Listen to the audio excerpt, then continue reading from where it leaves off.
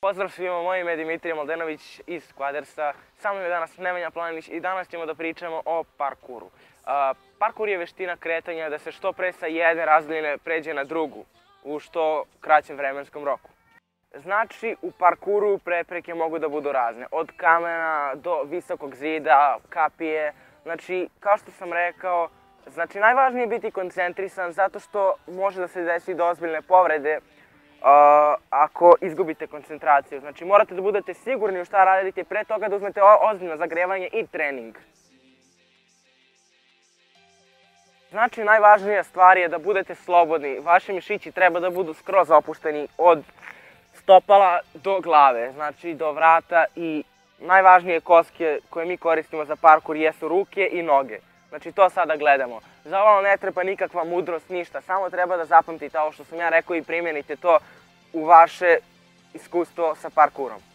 Sad ćete da vidite neke primjere kako treba, a kako ne treba raditi parkur, pa ćete to da primjenite naravno u vašem znanju. Pokazat ću vam neke vežbe za zagrevanje i krećemo na snimak. U svim sportovima i u parkuru naravno najvažnije je zagrevanje. Ne počinjite parkur bez zagrevanja zato što ako niste zagrejani nećete moći da uradite ništa, znači mišići neće vam biti opruženi, neće biti opušteni i nećete moći da se krećete u parkuru kako trebate. Znači, krenut ćete sa nekim osnovnim vežbama sa glavom, onda ćete ruke, znači najvažnije je ruke da zagrejete jako dobro, tako da to treba da radite najduže vreme, kao i noge. Ima jako dobrih vežba za rastezanje, to sam vam upravo sad pokazao. Evo ovdje vidite, sad ćemo da krenemo da radimo sklekove, kao što vidite, znači 10-ak je dovoljno, 15-ak, i sada krećemo na sljedeći nivo, to je skakanje.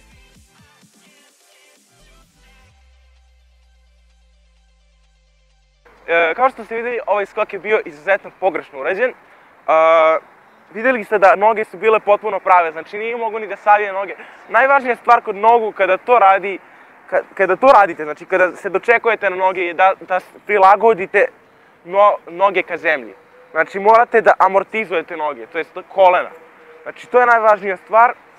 Ako to ne uradite, možete da slomijete kičmu zato što ako skačete sa nečega što je jako visoko, vama će ove kosti da gurnu trtičnu kost koja će da ponovo gurne kičmu i možete da polomite kičmu. Znači to je ozbiljna stvar koju prvo morate da naučite kada radite parkur.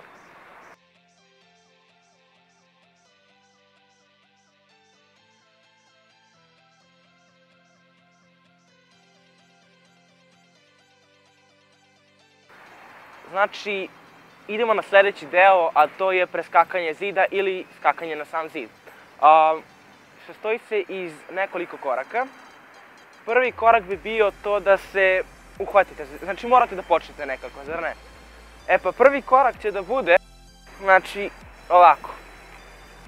Prvi deo jeste dočekivanje na zid, znači morate da se dočekate na zid kao što se dočekate na dno. Znači, ako radite iz zaleta, vi ćete tako da se zaletite da nogom možete da savijete ovaj deo. Nećete da krenete normalno prstima na zid da se ne bi ubili, nego ćete nogom da krenete na zid. Drugi korak je hvatanje gore za sigurno tlo koje je gore.